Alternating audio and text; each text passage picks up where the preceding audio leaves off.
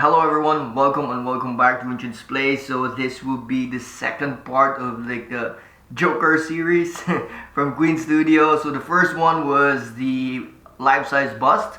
That was pretty amazing. This time around is the 1/3 scale diorama. I call it diorama because it has other stuff there, which is pretty amazing as well. I saw this the same as the other one, the life-size bust, at the Collector's Art Gallery here in Singapore. So guys from Singapore, do check it out. It's pretty amazing there. So I'm excited to show you guys what I think of this piece and what are the things that could have been improved for this. I guess no longer improved, but the things that I kind of don't like for this piece.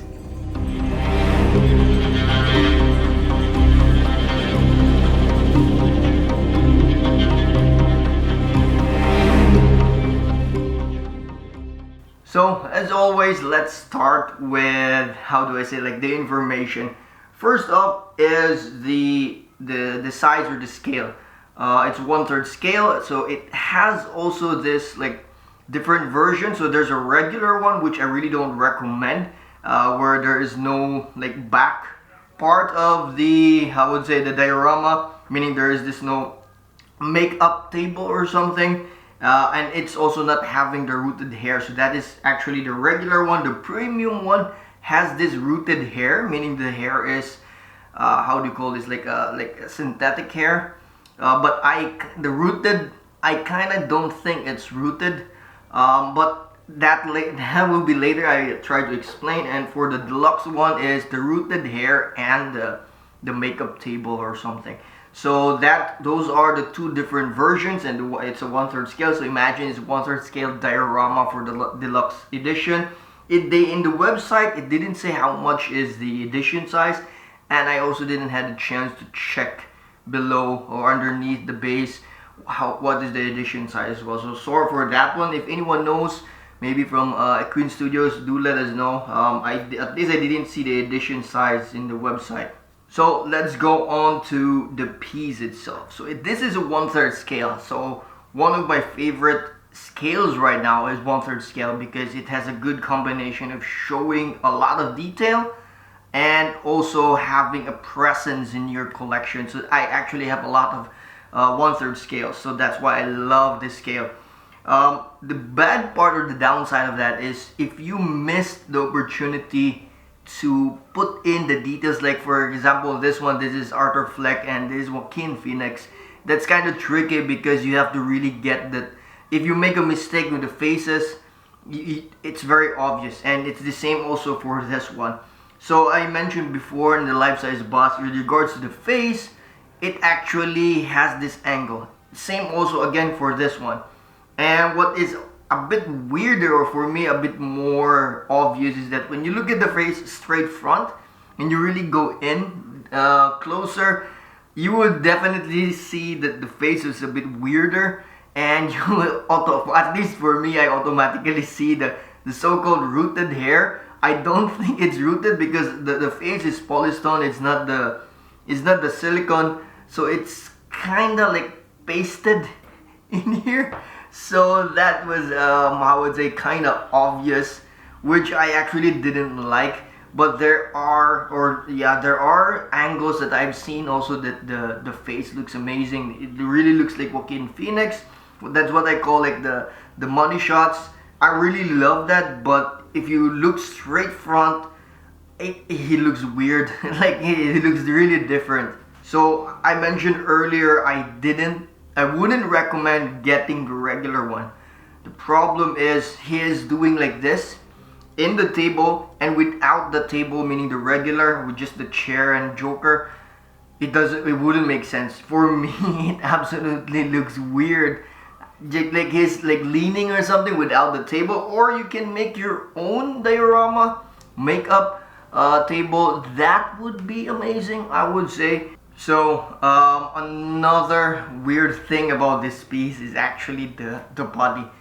There is an angle that it looks okay, but most of the time, or most of the angles, it doesn't look okay. The body is quite long, and take note, he's kind of slouching or something, and it is emphasized with that.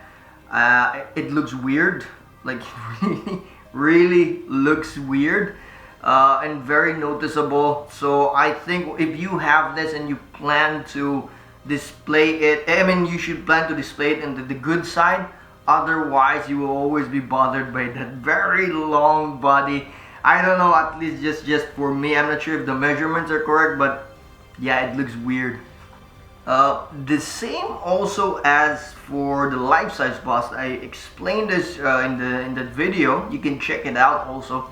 The colors of the suit, I think they're following, I guess, the real color of the suit, the clothes themselves, which is a bit reddish pink or reddish purple or something. But if you look at the movie, it's kind of darker orange. So I explained that also this life-size bust. The same also with the colors of the paint. The same also with the hair. So for the photos that I have, I normally did like color grading to match the movie, how the tone of the movie. But I do think this is actually the actual color of the clothes. It's just that the movie was also color graded to have like a darker tone as well.